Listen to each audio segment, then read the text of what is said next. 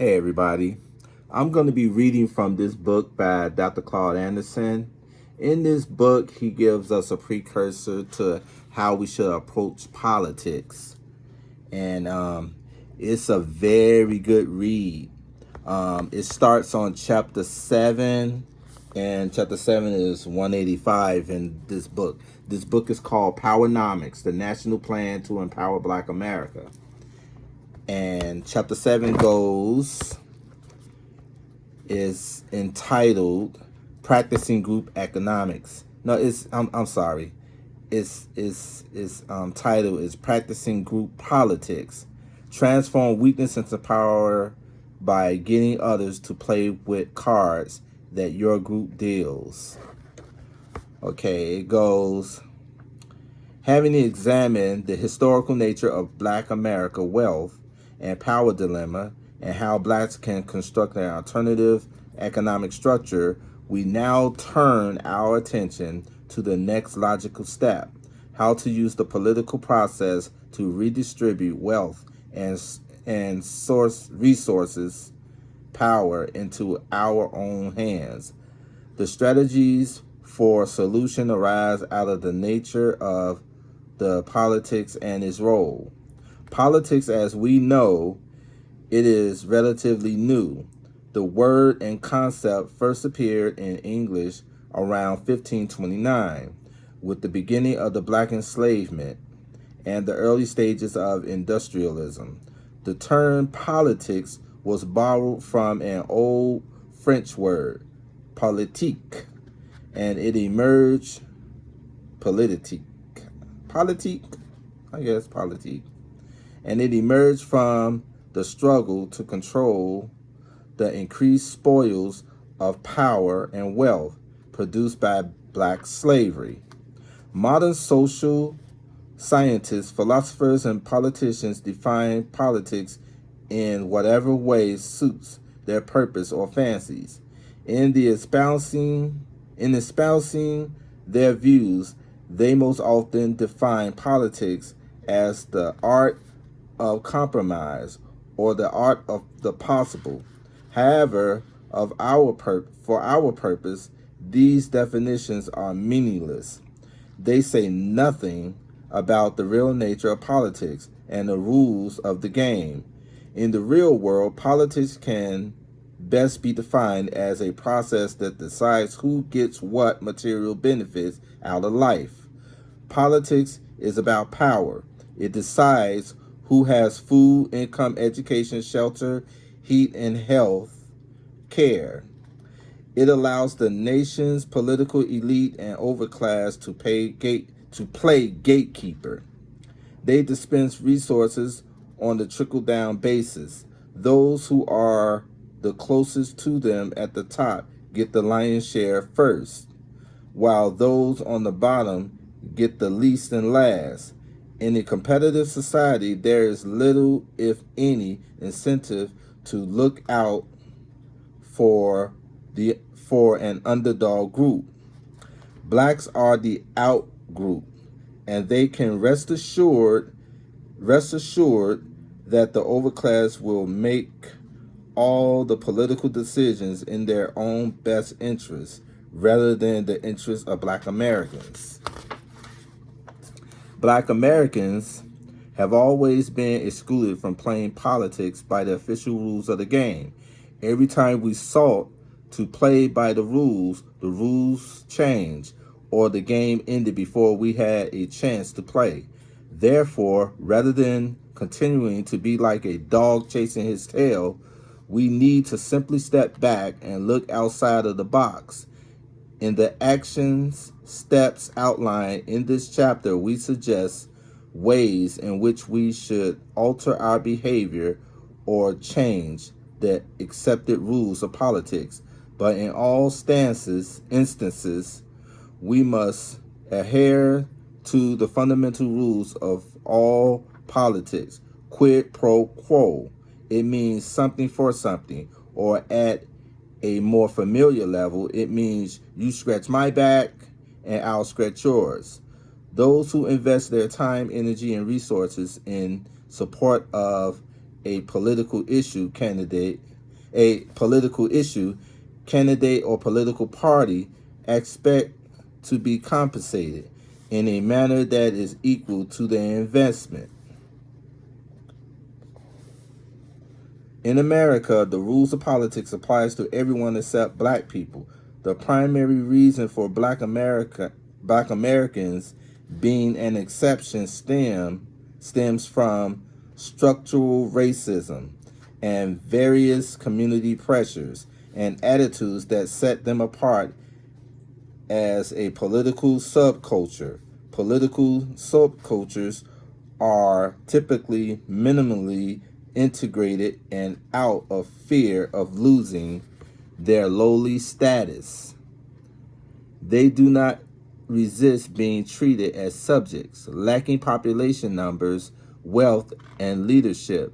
They reject dissent and passively follow the majority society, even though they may gain only very small benefit. This is especially true in the case of black Americans, who traditionally support white candidates and their political parties out of the sense of obligation. History does not show any instances in which black Americans have been compensated on a quid pro quo basis for the political culture or economic contributions they have made. It says, the worst part of this picture is that black America has not demanded a quid pro quo relationship. In explaining how Cuban refugees in Miami were able to economically and politically surpass and subordinate blacks in Miami within 1 decade. A Cuban told me, "We are not like black people who always march, demonstrate, then beg. We demand what we want. Blacks have petitioned for freedom and equality, but never demanded quid pro quo compensation for their political loyalty, labor, patriotism, or cultural contributions. Power dynamics. No, it says PowerNomics urges black voters to begin to move toward the politics of patronage for the entire race and not just a few visible blacks. The practice of political patronage rarely, if ever, presents a problem for non-black groups because most politicians and political parties understand that they have no reward. It says, let me go back. It says, PowerNomics urges black voters to begin to move toward the politics of patronage for the entire race and not just a few visible blacks. The practice of political patronage rarely, if ever, presents a problem for non-black groups because most politicians and political parties understand that they have to reward their supporters. Both white and black candidates for public office, various political parties, and this nation all get a free ride with black voters. Black voters are led to believe there are two purposes to vote. One, to elect the white candidate who is best able to lead and control resources. Or two, to elect the black candidate who is most deserving of a public job and personal recognition. The most we get is personal satisfaction that the candidate we supported won. We play politics just to play. Others play for the benefit of winning or being in the winner's circle. We often support campaign issues that do not benefit us. Blackness is excluded, but we hope that through some miraculous twinge of conscience, once in office, the former candidate will offer us some spoils as supporters. We demand nothing that is basically exactly what we get. We have yet to learn to play politics by the basic rules. We should stay out of any political game that promises that we will get nothing, even when our candidate wins.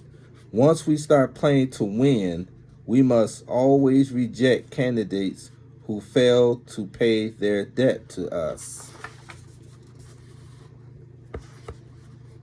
Playing American politics based upon the needs and interests of other groups is playing politics just to play. Politics is economic Darwinism. It is rooted in selfish and economic aims. Players compete to protect what they have or for further gains. Those who operate from altruistic feelings about helping everyone may play the game, but they will not win.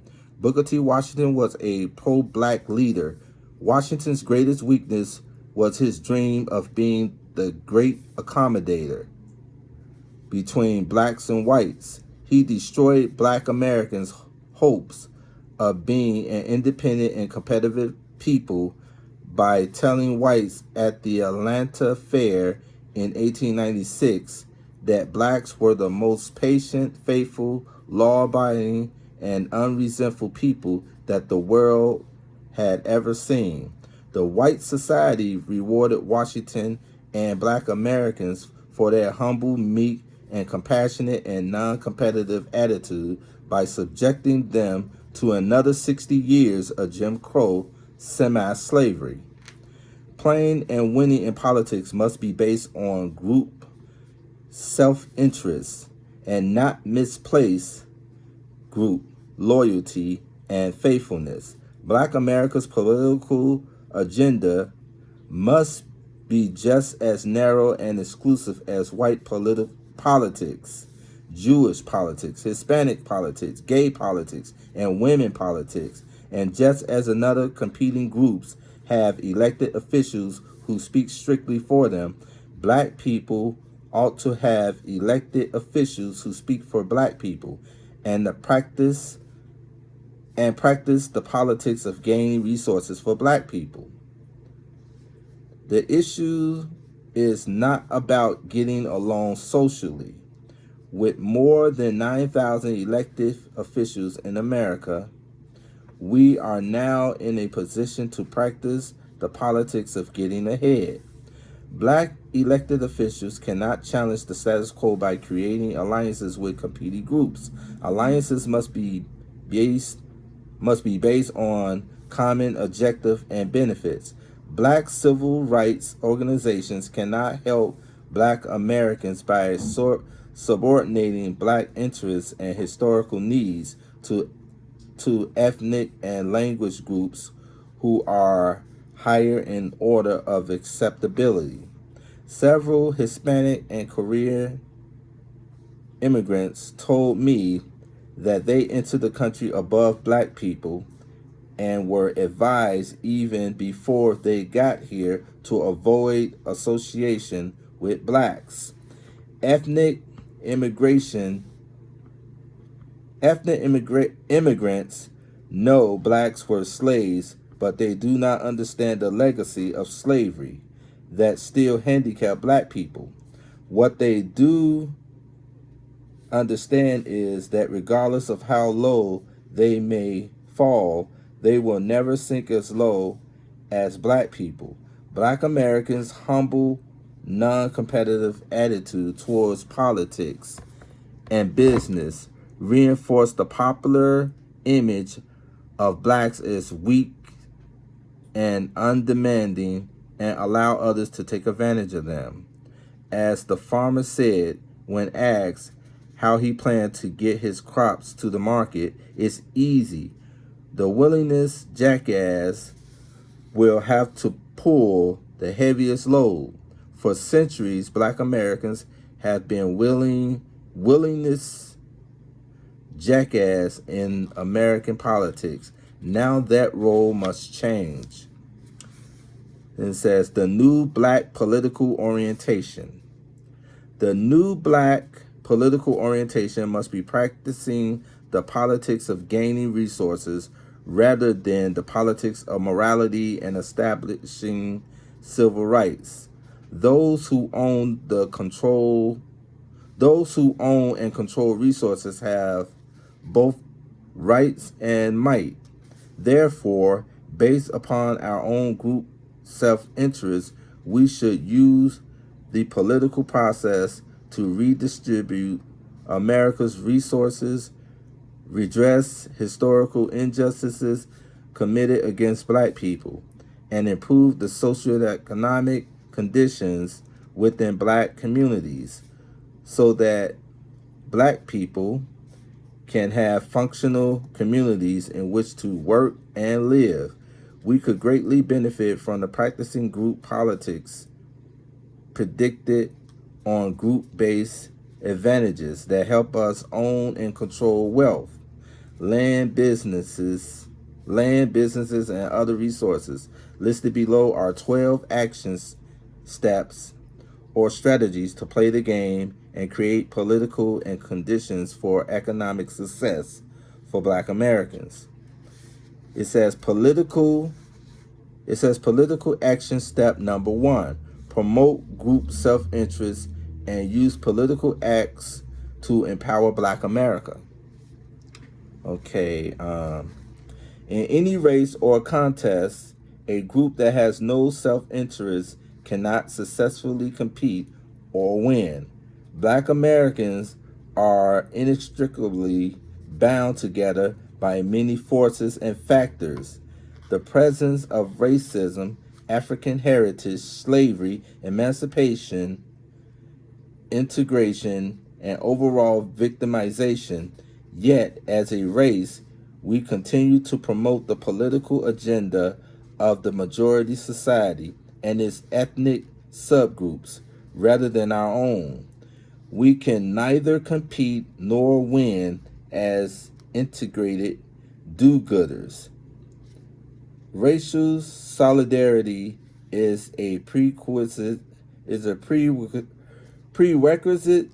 for political empowerment and group-based competitiveness. Black America should prioritize and commit to taking care of itself before seeking to take care of the world. Carter G. Wilson, in his 1936 book, The Miseducation of the Negro, urged black people to support their own people first. He said there was nothing wrong with blacks being kind, generous, concerning, forgiving, and compassionate toward all people, but begin with your own first. Over a half a century later, we have still not learned to place our own group interests first. As long as other groups remain primarily interested in their respective groups and placing their interests first, black people must be equally as protective and interested in our own group. Some blacks may perceive any move towards group self-interest as a move toward separation or hate.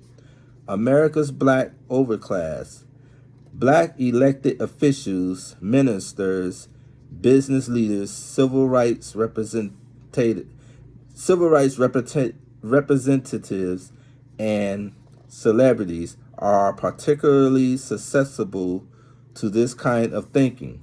They fail to understand that directing their resources to aid their own people is normal and natural. A move toward group self-interest would signal a maturation and a readiness to practice group economics and group politics. The pursuit of empowerment is more about self-interest than high-minded principles. Politics based upon turning the other cheek and forming coalitions with rival class, ethnic, and language groups is ultimately doomed to failure for blacks. Races are won by getting ahead, not helping other participants gain competitive advantages, believing in that God helps those who help themselves. European immigrants built competitive communities, businesses, and political organizations around the need, interests, and goals of their own people. Subsequent non-European ethnic immigrants, religious, and gender groups did the same thing, but in nearly every instance, all these all of these groups established barriers to exclude black people. Representing all the people. Only blacks will represent the universe and use non-specific organization titles that avoid identification with their own people. The NAACP represents the civil rights interests of colored people and minorities and poor whites. The National Urban League represents the welfare of poor people and the multicultural and poor whites. And the Rainbow Coalition represents women, people of rainbow, and poor whites. And the Nation of Islam is moving to represent all oppressed people, who then is representing the political interests of Black America.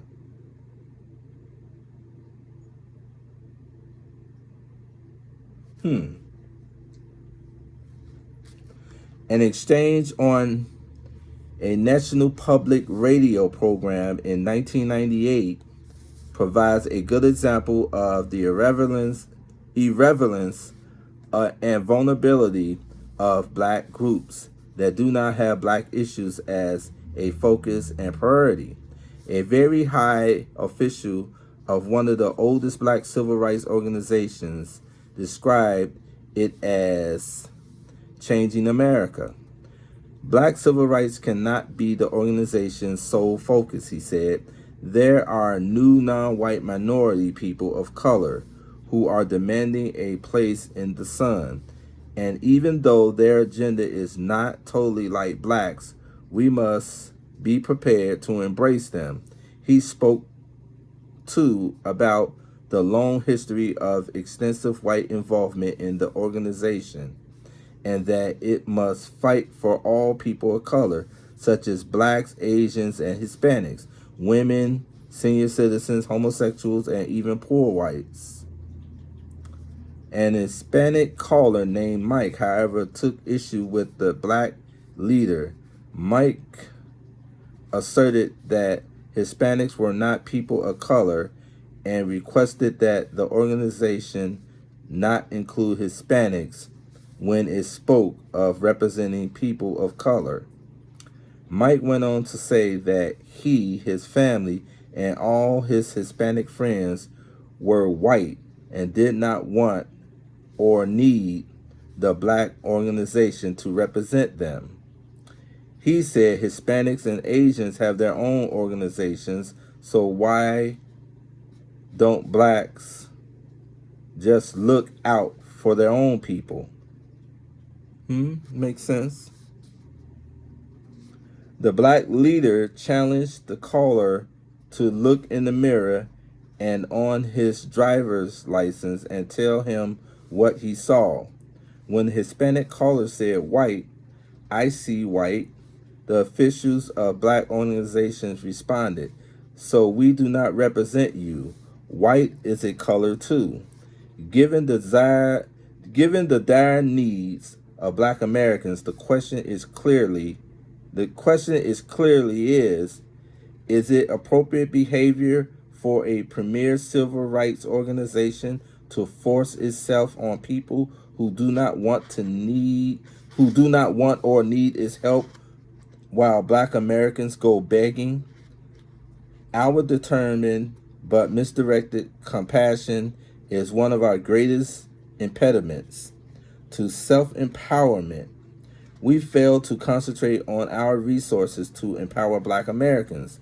How can Black Americans acquire collective wealth and power resources when our lead organization dissipate our limited resources on civil rights for everybody?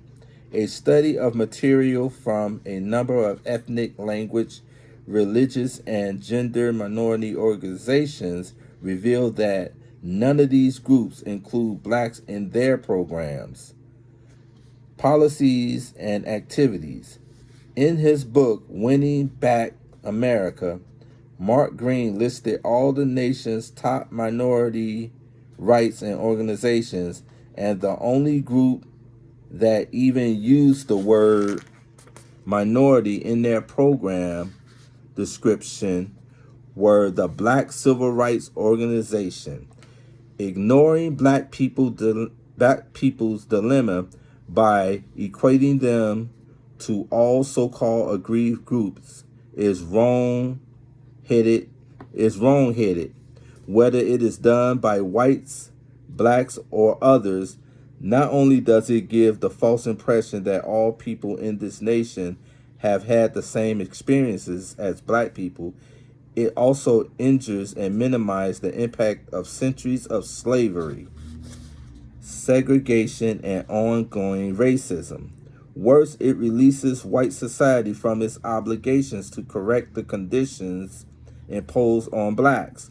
Organizations whose agendas have evolved into this kind of scattered focus do not put groups' self-interest first.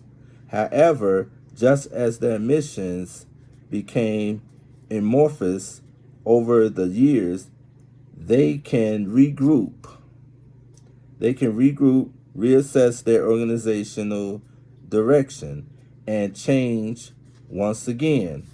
If they choose to be part of the effort to maximize black and self-sufficiency and black economic and competitiveness, they can refocus their mission to promote and support black groups' self-interest and political empowerment.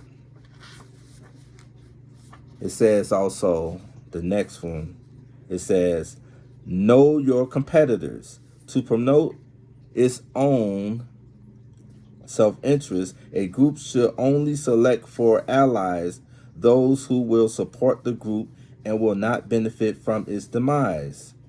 There is an orchestrated effort to avoid black issues and to supplant them with Hispanics and other minorities. In 1972, the National Hispanic Party conceived a plan to subordinate black Americans by the year 2000 by bringing in a layer of minority ethnic groups between whites and blacks. The Hispanic empowerment strategy is to track and copy everything that black Americans do politically and economically, then offer Hispanics as a more socially acceptable alternative to blacks. Like Asians, Arab, European, gay, handicapped, and women's organizations, Hispanic organizations do not promote a black agenda, nor do they equate black and Hispanic interests. Hispanics and other so-called minorities are competing against blacks, whether the black overclass knows it or not. Some Hispanic groups are even more competitive and freely state their intent to totally displace blacks on the American agenda. In the spring of 1997, C-SPAN aired conference sessions for the Council of La Raza. Several speakers spoke openly and emphatically about how Hispanics would change the issues in this country from black and white to white and Hispanic.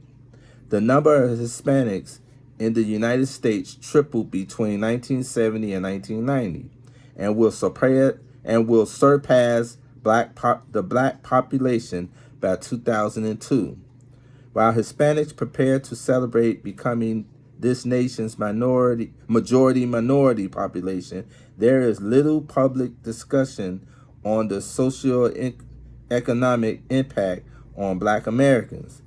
In a society that maintains a racial hierarchy, discord can be expected as groups compete for resources, especially if one group is shackled by harmful legacies. Author Michael Lynn, in his book The Next American Nation, spoke of how Hispanics inherited affirmative action and other programs that were originally designed to help Black Americans because Black leadership failed to protest it. Lynn said, one by one, Hispanic mayors will replace Black mayors. Hispanic contractors will edge out Black contractors. Hispanic quotas in education and hiring will increase. Hispanics will demand their own congressional districts at the price, if necessary, of destruction of Black majority districts. Lynn expressed amazement that Black leaders will allow white women and ethnic minorities to replace Blacks. He wondered what Black civil rights leaders would have said in the 1960s, that they known that within one generation, the primary beneficiaries of affirmative action and other civil rights initiatives would be well-to-do white women, Asians, and Hispanics. Most of these Hispanics are classified as whites and lived in Mexico, Cuba, Salvador, Honduras, and Guatemala for decades after the end of the Civil Rights Movement. Yet they now displace Blacks. How do today's Black leaders justify their active role in helping women, Hispanics, Asians, and other immigrations capitalize on Black issues, then edge out and subordinate Blacks? Political action number 2. Challenge immigration laws and public policies that have forced Black people to become this nation's only non-immigrant and permanent minority. Blacks must mobilize at the grassroots level and challenge this nation's immigration policies, which force them to be the only planned permanent involuntary minority in a social democracy that operates on the premise that the majority will win and rule and the minority will lose and be ruled. Wealth and power follow the numbers. This country was founded on the principle of liberty and opportunity and reward for achievement, so long as you were white or could reasonably be accepted as white. In the mid-1700s, Black made up approximately 34% of the total population. After the ratification of the U.S. Constitution, one of the first acts of the new Congress was to enact the 1790 naturalization law that restricted citizenship to free white persons. Immigration laws have controlled black population numbers over the last 200 years. Ethnic immigrants have bumped Blacks from employment, business, education, and political opportunities and used them as a buffer against hate groups. Layer after layer of ethnic immigrants received the advantage of the fruits of Black people's labor and consumer markets. Black Americans served as a safety net, assuring every ethnic group that they could ever fall any lower than the highest Black person. But each immigrant group's arrival brought additional harsh conditions for Blacks. Throughout most of the 19th and 20th century, black leaders were aware of the negative impact immigrants had on black Americans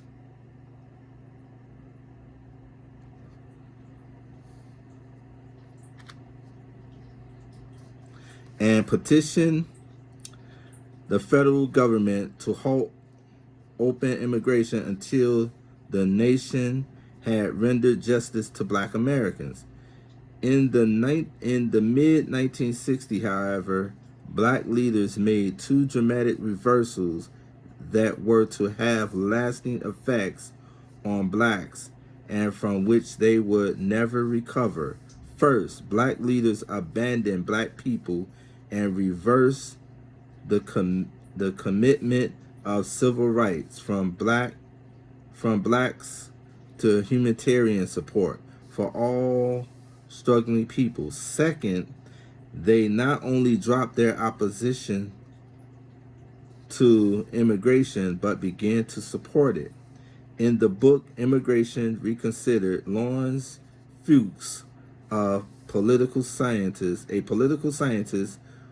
who has published widely in immigration and ethnic studies, described the chain of events in the mid 1960s. Cuban immigrants were flooding into Miami and displacing blacks from their service jobs. Though blacks were economically devastated, Martin Luther King Jr. decided not to pit black economic needs against the desires of Cubans to come to this country. He referred to them as struggling minorities, and the die was cast. Almost all black leaders bought the social accommodation script. Fuchs said, in part, because of King's inspiration, almost every major black leader in the country, including the mayors of several large cities and leaders of national organizations, signed an advertisement for the International Rescue Committee. In 1978, headlined Black Americans Urge Admission of Indochinese Refugees. Fuchs says that King's altruistic attitude was picked up by such people as Vernon Jordan, past president of the Urban League, Benjamin Hooks, past president of the National Association for the Advancement of Colored People, Jesse Jackson, founder of the Rainbow Coalition, and various members of the Congressional Black Caucus.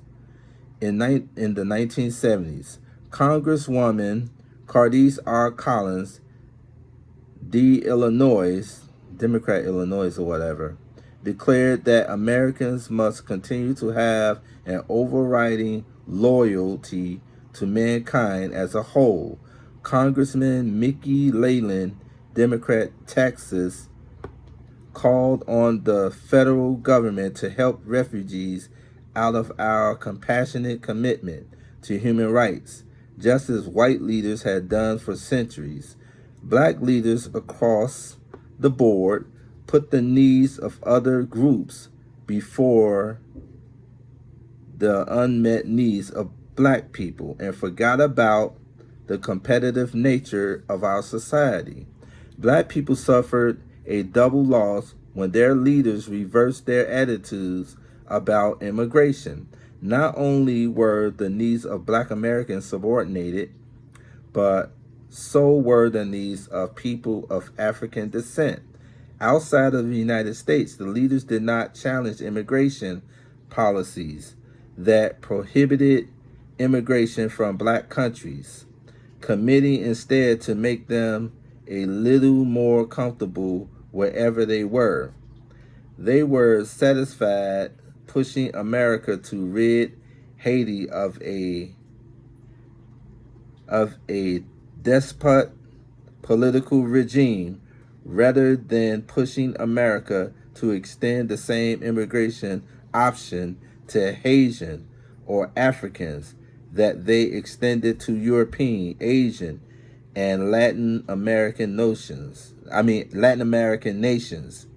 Black people remained on the bottom of the pecking order as their leaders helped competing groups come in above them, like the first immigration law.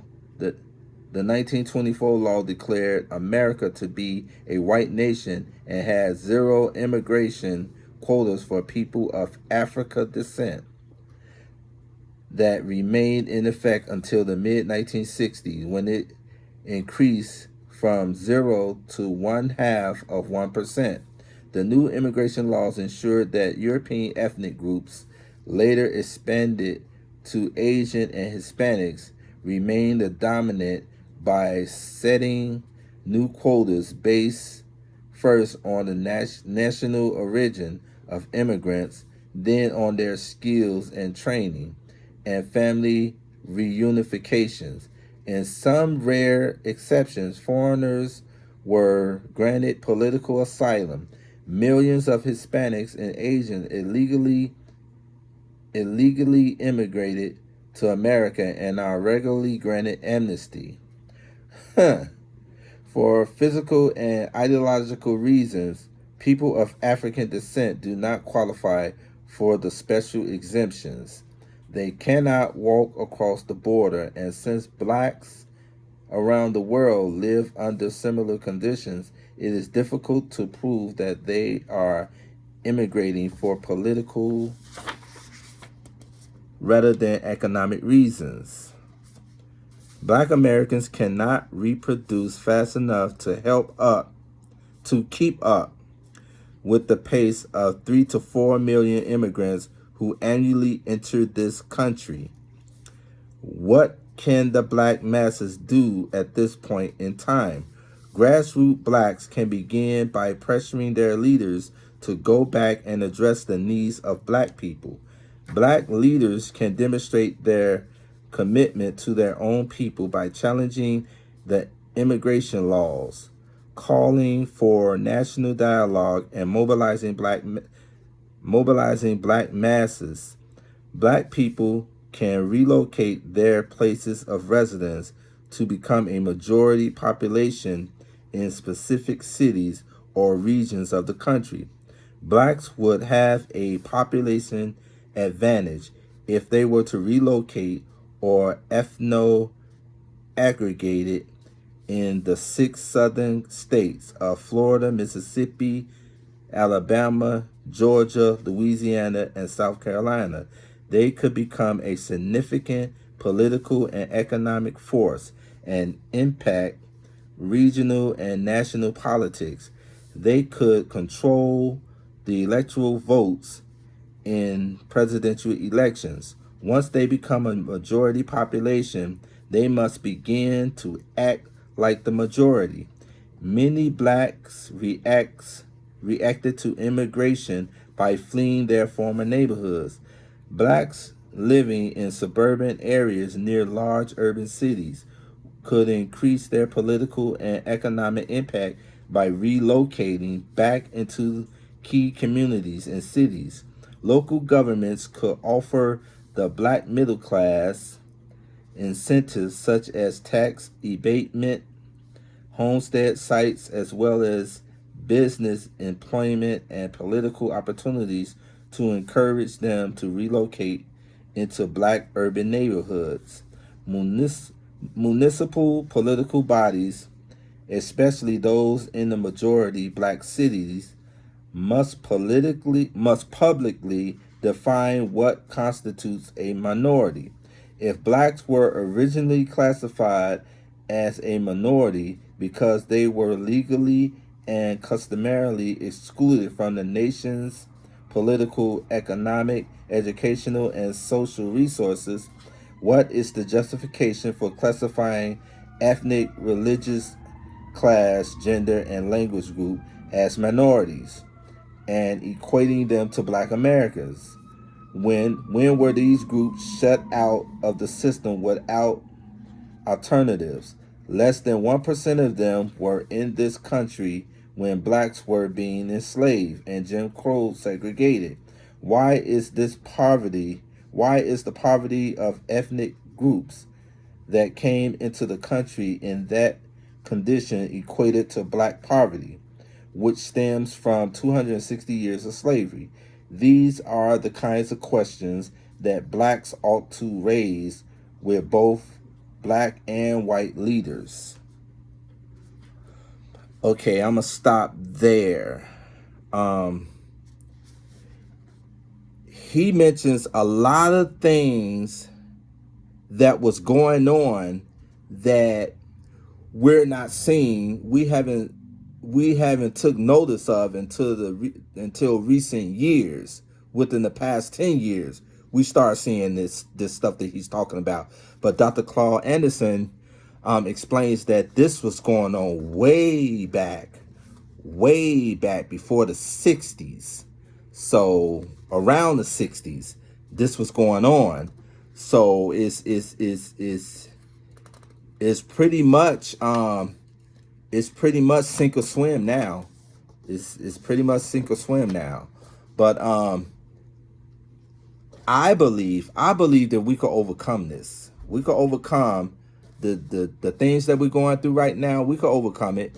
It's going to require a whole new different way of doing things that we've been doing things.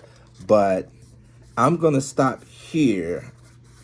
I'm going to come back and read some more, do another video with the other part of this.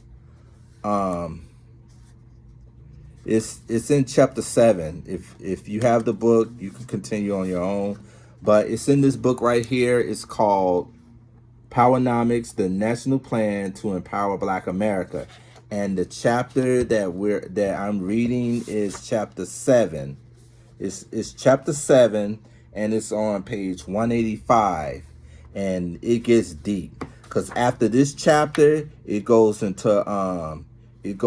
church. It goes into church, and is called A New Expanded Role for Churches. That's chapter 8. But I want to finish reading chapter 7 because chapter 7 has a lot to do with the political process. So this will be part 1. This will be part 1. I'm going to record part 2 maybe tomorrow. Thank you for watching this video, and if you like what you saw, please subscribe to my channel and hit that likes button. I don't have a likes button yet, but please subscribe, and I'll see you on the next one.